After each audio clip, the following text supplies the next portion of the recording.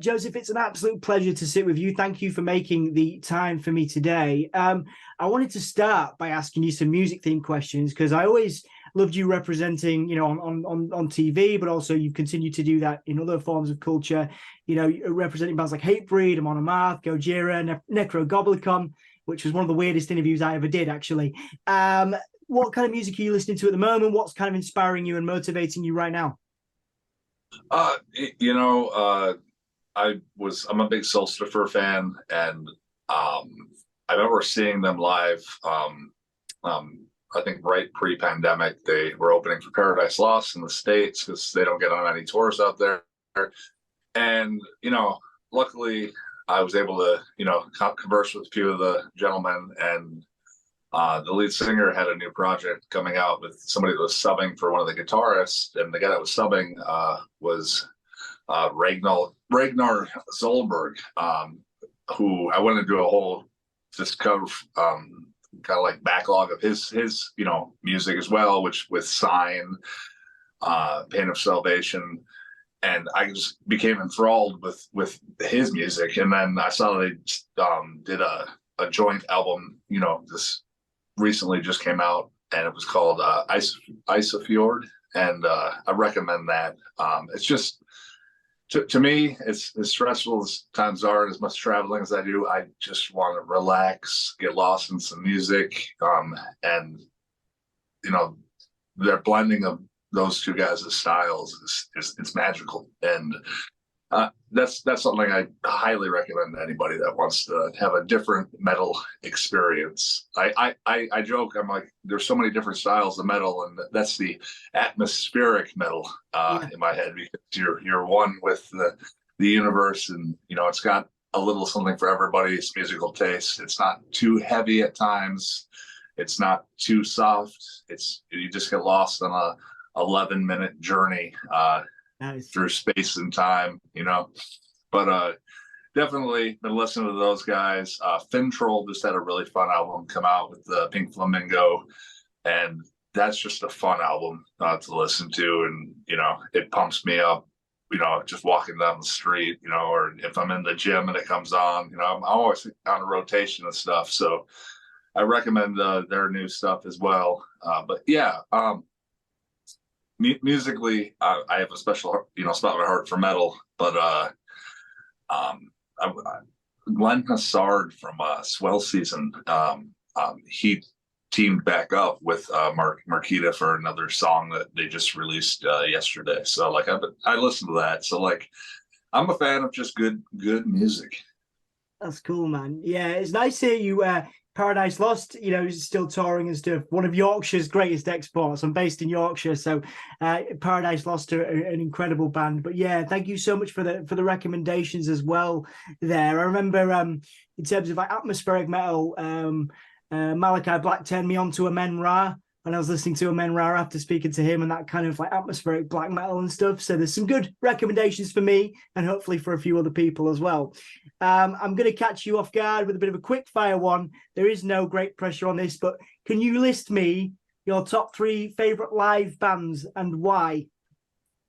Number one, Amon Amarth for me, and it's just I've had a connection with their music since I first heard it. I don't know if it's the Viking themes to their music, or just their inspiration of as far as lyrics and vocals. It just gets me amped. It always has got me amped, and to watch them live, it's a fantastic show. I'm actually looking forward to seeing them play with Ghost out in the States here.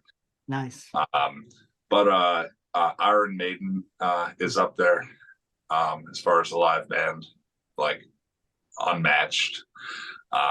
And Ronnie James Dio.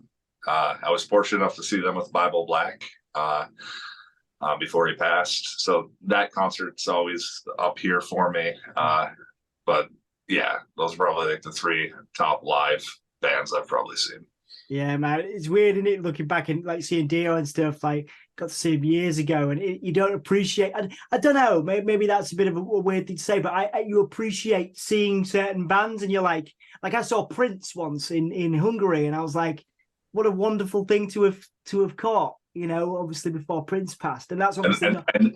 and now that you're saying that, I need to correct myself. When I said I saw him with Bible Black, that was a single. Heaven and Hell was the name of the album and the band, but I don't want to come across wrong with my knowledge. I think I just spoke out of tune there. It's all right, man. It's okay. I appreciate the enthusiasm. And I do want to ask you, you touched on it a little bit there. You know, you use music in the gym, you use it for different things. Has it always been that way? Can you take me back to when you first kind of discovered metal, discovered these bands that you have gone as far as obviously promoting on international TV and, you know, sharing the love, really? How long has that love of metal and music, I guess, on a wider level been with you? I mean, it's been for a while, since my dad like took my rap CDs away, and he introduced me to Soundgarden. That's always the gateway to it. And I went through all the Chris Cornell stuff in high school. And what's funny is they broke up right when I really got into I think they're the one that had the album with Down on the Upside. I'm trying to think now. I should have got my But it was their last album before they split, and then he went off to Audio Slave. So that was kind of like my gateway in. But I remember when I first started lifting weights in high school, like my football coach would always listen to Johnny Cash in the gym. So then I was like, that's not really pumping me up. And I remember specifically one day I went out and got a CD, and it was like the new System of a Down. It was like their first album. So this, and that first album, it was different. And it something in it resonated with me, and it just pumped me up. And I think I listened to that. And I think one of the basketball coaches came in one day and was just like, "What the hell is this?" And it just made me want to listen to it more and find more and more different musics. And then just as I got older, I started being introduced to a lot more music and all these back catalogs. And then Pandora came out, and then you learn about, like, oh, you know, if I put Amon Amarth in there, then Isafjord comes up, or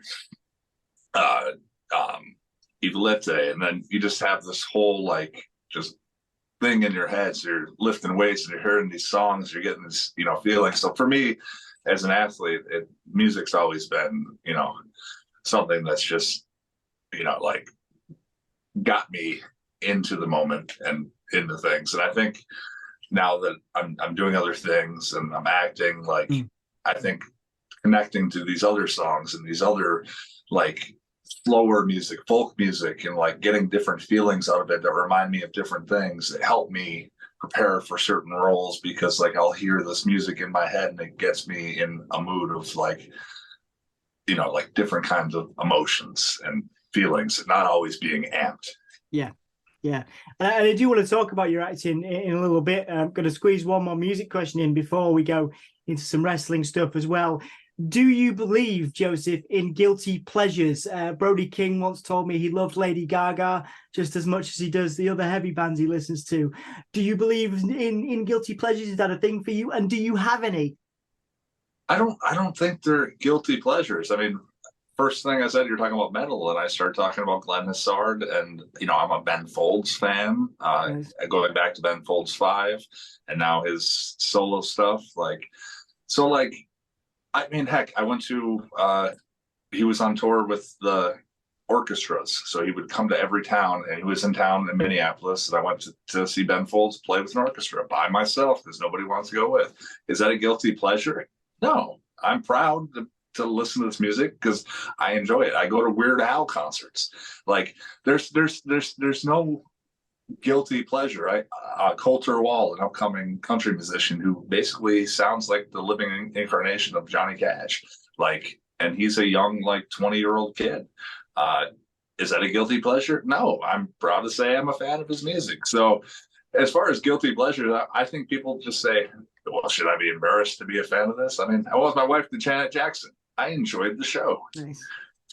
Nice. That's incredible. It gives you a diverse range. I think my first ever musical gig was Elton John, you know, who just finished up his career. And it's, you know, it's lovely, again, looking at legacy and, you know, how many bands can touch so many people.